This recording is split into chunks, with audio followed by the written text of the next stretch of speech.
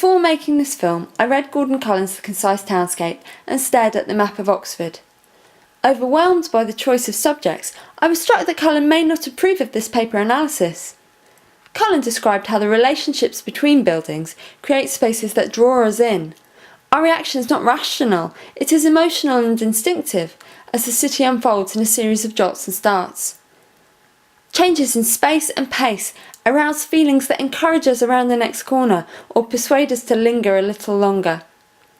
I decided to make my way through Oxford based on how I reacted to the city, hoping the serial vision will unfold before me. In this film, I will use the language of Townscape to analyse parts of this impulsive wandering. We start on the High Street, walking towards Magdalen College and turn down Merton Street. Let's begin by calling where we stand here, a space defined by narrows and fluctuation in between. The buildings, shaping here, share the telltale Oxford stone, but contrast in many ways, such as scale and intricacy, creating a tension between this and that. The feeling of here-ness is heightened by the contrast there, the infinity of the sky.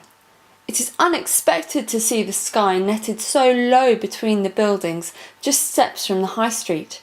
There is no mid-ground. Without raising our eyes, we see here and infinity. This is an uplifting relief from the constraint of the city. The wall points our path, and the pink building faces away from us onto an unknown there. Anticipation draws us round the corner. Projection tells us we are here.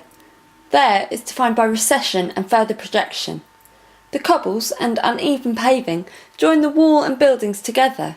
There is pleasure in the gentle interplay of this and that, visually tactile with smooth and rough stone, render, cobbles and the wall in the functional tradition. The rich texture and sense of intimacy give the street its thisness. Trees create a screened vista, hiding an unknown there that encourages us on. A building of a grander scale is slowly revealed. It is slightly offset and gives us the feeling it must face onto another space, maybe equally grand. This deflection arouses our expectations of what we'll find at the end of the street. Cullen wrote that deflection often doesn't lead to the coherent place that we'd expect to find. This is the case with Oriel Square, where the grand back of Christ Church College feels quite out of place. We jump forward to emerge onto St Aldate's. The silhouette of Christ Church College connects us to the sky again. As we pass Christ Church, the view becomes more ordinary, but the warm lights of a cafe are inviting, and we stop to let us and the camera dry out. The cafe windows net the view into Christ Church Meadows.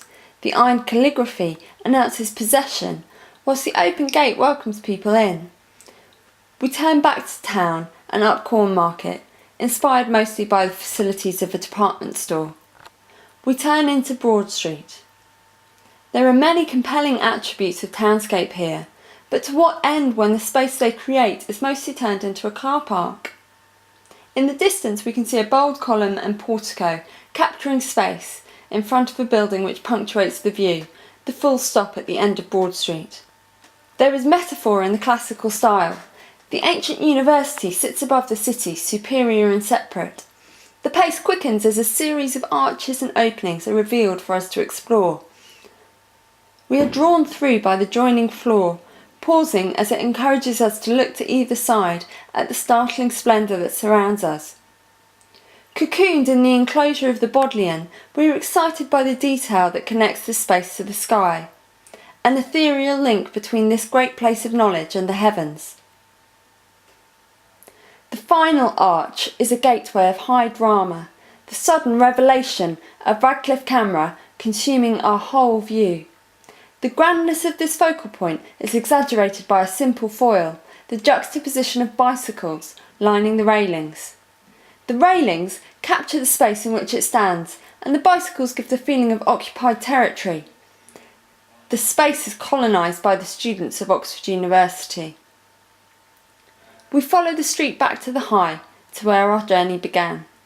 I hope my impulsive route has illustrated Oxford's undeniable sense of place through analysis of its townscape. It is beautiful, dramatic and intimate simultaneously. But to me, the most compelling places belong to other people, the inhabitants of the colleges whose inner mystery and outer beauty give Oxford so much of its character. The buildings and the spaces between them have no function for me. I am an intruder, taking only visual pleasure. I have learnt so much in the making of this film about how the relationship between buildings, spaces and people makes us feel. But I think the most important lesson is to consider the people the space is for and how they will be drawn there, not just through the art of relationships between buildings, but also the this and that of the use of buildings and spaces they create.